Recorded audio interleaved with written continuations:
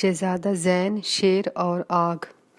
بہت پرانے زمانے کی بات ہے کہ ایک ملک میں 4 بھائی تھے۔ وہ بادشاہ کے بیٹے تھے۔ یہ چاروں شہزادے بہت نیک دل انسان تھے۔ یہ چاروں شہزادے اور بادشاہ اپنی قوم کا بہت خیال کرتے تھے، جس کی وجہ سے ان کی قوم ان سے بہت خوش تھی اور ان کے سارے ملک میں امن اور سکون تھا۔ ان چاروں شہزادوں میں ان کا چھوٹا بھائی شہزادہ، جس کا نام زین تھا، بہت نیک دل اور اللہ تعالیٰ کی عبادت کرتا رہتا تھا۔ ایک دن ان کے ملک میں ایک دوسرا بادشاہ آ جاتا ہے اور جنگ کر کے اس ملک پر قبضہ کر لیتا ہے اور ان چاروں شہزادوں کو اپنا قیدی بنا لیتا ہے۔ اور وہ بادشاہ بہت ظالم ہوتا ہے اور اپنی عبادت کرواتا تھا۔ وہ اپنی قوم سے صبح اور شام خود کو سجدہ کرواتا تھا، لیکن یہ شہزادے صرف اللہ تعالیٰ کی عبادت کرتے تھے۔ وہ اس کے سوا کسی کو بھی سجدہ نہیں کرتے تھے۔ بادشاہ ان چاروں بھائیوں کو اپنے پاس بلواتا ہے اور کہتا ہے کہ میں تمہارے ملک کا بادشاہ بن گیا ہوں۔ اب یہ مجھ پر ہے کہ میں تم چاروں کو زندہ رکھوں یا مار دوں۔ اگر میں تم کو زندہ رکھوں تو تم میرے کس کام آؤ گے؟ ویسے ہی تم میرے دشمن کے بیٹے ہو، اسی لیے میں تم چاروں کو آگ میں پھینک دوں گا۔ پھر سپاہیوں سے کہتا ہے کہ ان چاروں بھائیوں کو قید میں ڈال دو، کل ان کو سب کے سامنے آگ میں ڈالیں گے۔ پھر سپاہی ان چاروں بھائیوں کو کمرے میں بند کر دیتے ہیں۔ زین کے 3 بھائی رونے لگتے ہیں کہ کل ہم مر جائیں گے۔ تو زین کہتا ہے کہ تم نہ رو، میں اپنے اللہ تعالیٰ سے مدد مانگوں گا، وہ ہماری ضرور مدد کرے گا۔ اس کے بھائی کہتے ہیں کہ کس طرح؟ وہ تو ہمیں آگ میں ڈال دیں گے اور آگ تو سب کچھ جلا دیتی ہے۔ پھر زین اپنے بھائیوں سے کہتا ہے کہ تم سو جاؤ، میں اپنے اللہ تعالیٰ کی عبادت کروں گا اور اس سے مدد مانگوں گا، کیوں نہ کہ اس کے سوا ہماری کوئی بھی مدد نہیں کر سکتا۔ پھر زین ساری رات اللہ تعالیٰ کی عبادت کرتا ہے اور اللہ تعالیٰ کی مدد مانگتا ہے۔ پھر صبح ہو جاتی ہے۔ سپاہی زین اور اس کے بھائیوں کو لے کر آتے ہیں۔ ایک بہت بڑا میدان ہوتا ہے، اس میں آگ جل رہی ہوتی ہے اور اس کے آس پاس لوگ جمع ہوتے ہیں اور بادشاہ بھی بیٹھا ہوتا ہے اور سپاہیوں سے کہتا ہے کہ ان چاروں بھائیوں کو آگ میں ڈال دو۔ پھر سپاہی ان چاروں بھائیوں کو آگ میں ڈال دیتے ہیں۔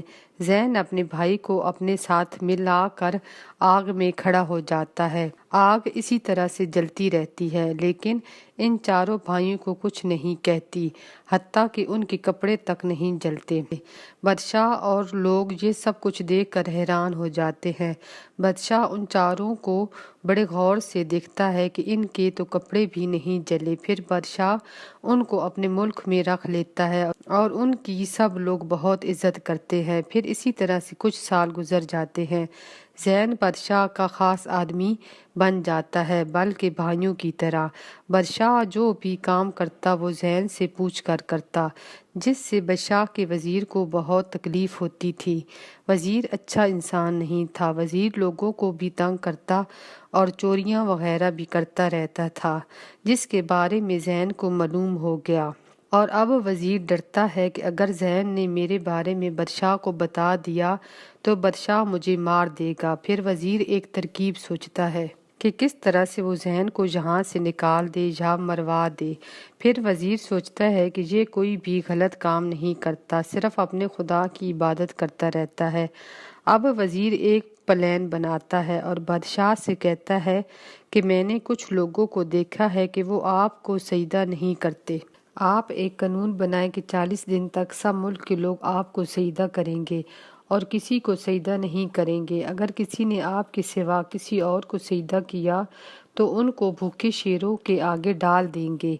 پھر بادشاہ حکم کرتا ہے اسی طرح سے اور اس قانون پر اپنی مہر بھی لگا دیتا ہے۔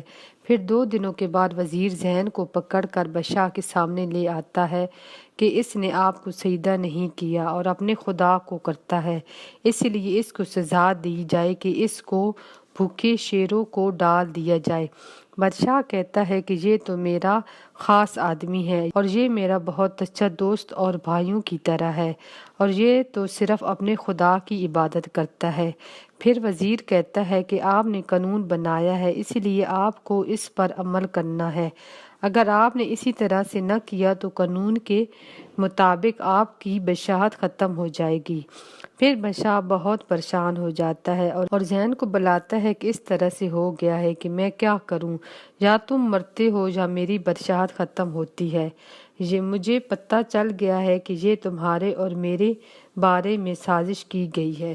پھر زین کہتا ہے کہ آپ پریشان نہ ہو، مجھے اپنے اللہ تعالیٰ پر بھروسہ ہے، میرا خدا میری مدد ضرور کرے گا، آپ اس طرح سے کریں جو قانون کے مطابق ہے۔ پھر زین کو بہت سے سپاہی اور لوگوں کے سامنے ایک کمرے میں بھیجا گیا جس میں 6 شیر اور شیرنیاں تھیں جن کو 5 دنوں سے بھوکا رکھا گیا تھا۔ پھر زین کو اس کمرے کے اندر بھیج دیا گیا ساری رات کے لیے۔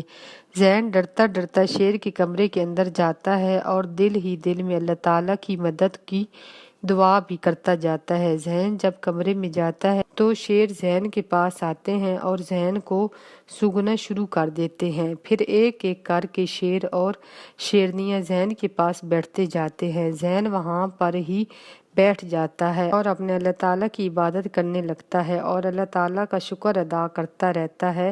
اور اس رات بادشاہ بہت پریشان ہوتا ہے اور ساری رات نہیں سوتا اور دعا کرتا رہتا ہے کہ زین کے خدا اس کو شیروں سے بچا لو، اگر زین آج بچ گیا تو میں اور میری قوم بھی اسی کی عبادت کریں گے اس کی زین کرتا ہے۔ پھر اسی طرح سے صبح ہو جاتی ہے۔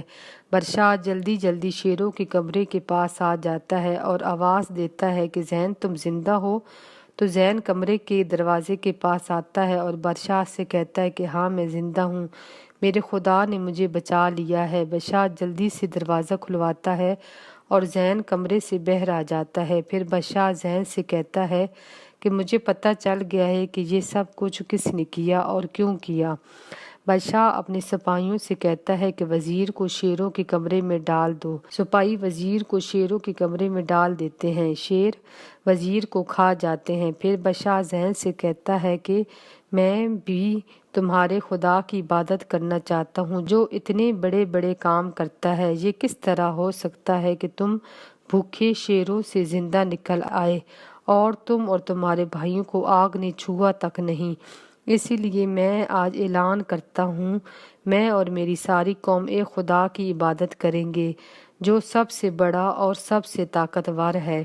یہ سن کر زین بہت خوش ہو جاتا ہے۔ پھر زین کی وجہ سے ہی سارے ملک میں صرف اللہ تعالیٰ ہی کی عبادت ہوتی ہے اور سب خوش رہتے ہیں۔